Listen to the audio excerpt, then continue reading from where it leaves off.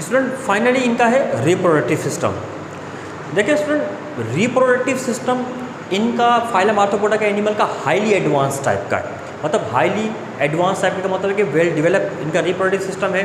इनका reproductive potential बहुत high होता है। ये बहुत बड़ी तादाद में एग ले करते हैं, अपनी पॉपुलेशन को बहुत तेज़ी से फैलाते हैं और बहुत बड़ी तादाद में अंडे लार्वे होने की वजह से इनकी पॉपुलेशन रैपिडली इंक्रीज़ करती है।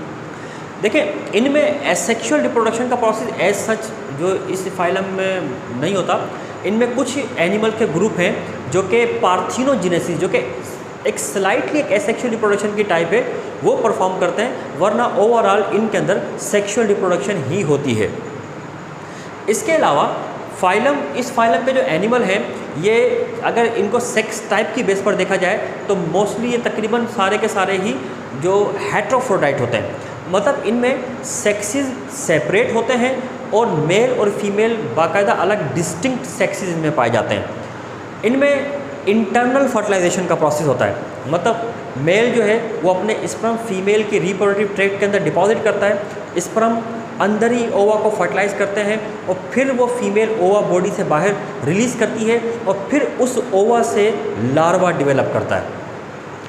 अब इनका जो ओवा होता है, मिसाल के तौर पे ये ओवा, इस ओवा से डेवलप करता है लार्वा और लार्वा डेवलप कर जाता है प्योपा में एंड देन प्योपा डेवलप कर जाता है अडल्ट में। डेवलपमेंट का एक ऐसा प्रोसेस कि जिसमें ये ओवा एग से लार्वा, लार्वा से प्योपा, प्योपा से अडल्ट बने, इसको मेटामॉर्फोसिस कहते हैं। मेटामॉर्फोसिस क्या है? ये सीरीज ऑफ डेवलपमेंटल चेंजेस है, a series of developmental changes in which larva is transformed into the adult।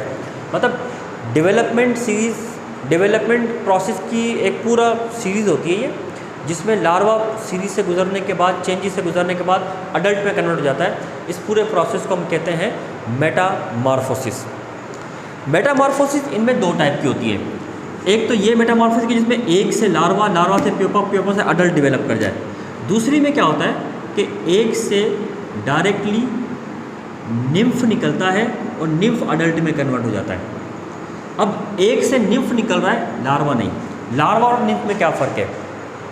Larva जो होता है अपने अडल्ट से बिल्कुल मुख्तलिफ होता है। कैटरपिलर आप देख सकते हैं कि कैटरपिलर जो होता है वो अपने अडल्ट से बिल्कुल डिफरेंट है, यानी बटरफ्लाई और उसका लार्वा बिल्कुल डिफरेंट है एक दूसरे दिखने में। लेकिन निम्फ जो होता है वो बिल्कुल अडल्ट की तरह ही होता है, लेकिन इमेच्योर फॉर्म में होता है। जैसे जुएँ अडल्ट होती हैं लेकिन लीकें निम्फ है उसका। अब उनकी शेप देखी जाए तो बिल्कुल सेम होती है, लेकिन लीकें जो होती हैं वो थोड़ी इमेच्योर होती हैं, इस वजह से उनको निम्फ कहते हैं। अब डेवलपमेंट की या मेटामॉर्फोसिस की एक ऐसी टाइप कि जिसमें वो एग से लार्वा डेवलप करे, इसको कंप्लीट मेटामॉर्फोसिस कहते हैं। और डेवलपमेंट के एक ऐसी टाइप कि जिसमें एग से निम्फ डेवलप करे, इसको इनकम्प्लीट मेटामॉर्फोसिस कहते हैं। तो मेटामॉर्फोसिस भी दो टाइप की होती है, एक होती है कंप्लीट मेटामॉर्फोसिस, एक होती है इनकम्प्लीट मेटामॉर्फोसिस। और इन दोनों डेवलपमेंट चेंजेस में एक में लार्वा निकलता है, एक में निम्फ निकलता है और फिर इन द एंड अडल्ट में ये कन्वर्ट हो जाते हैं।